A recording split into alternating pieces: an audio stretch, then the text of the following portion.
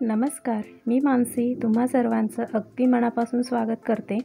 आज आपण तिखट पुऱ्यांची रेसिपी पाहणार आहोत। चहासोबत खाण्यासाठी किंवा प्रवासात सोबत नेण्यासाठी सुद्धा या पुऱ्या तुम्ही करू शकता।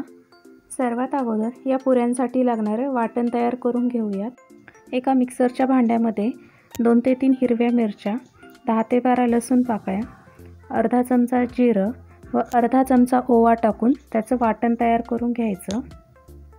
आता इथे मी एका बाउलमध्ये 3 वाट्या गव्हाचं पीठ घेतले। 3 वाट्या गव्हाच्या पिठासाठी 3 चमचे बेसन पीठ टाकून घेतले।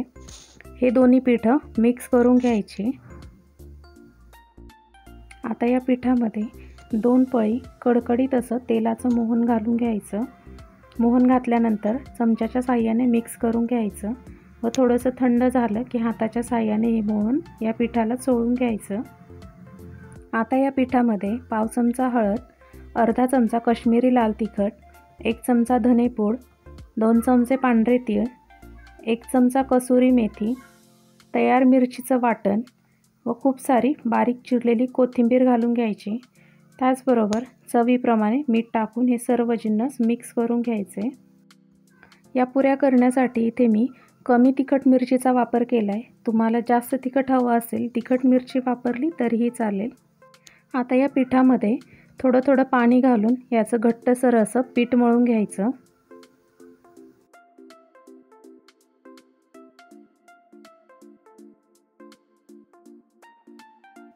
अशा प्रकारे इथे मी घट्टसर असं हे पीठ मळून घेतलंय।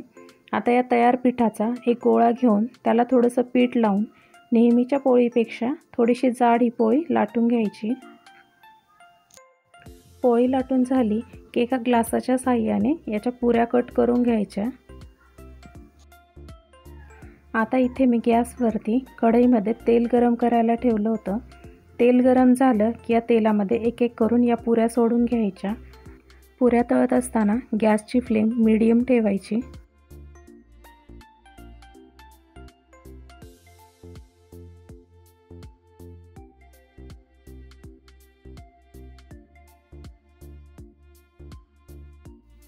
साधारण एक 3-4 मिनिटात या पुऱ्या तळून होतात।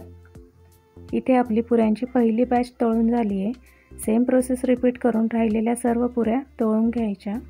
व्हिडिओ पाहिल्याबद्दल धन्यवाद।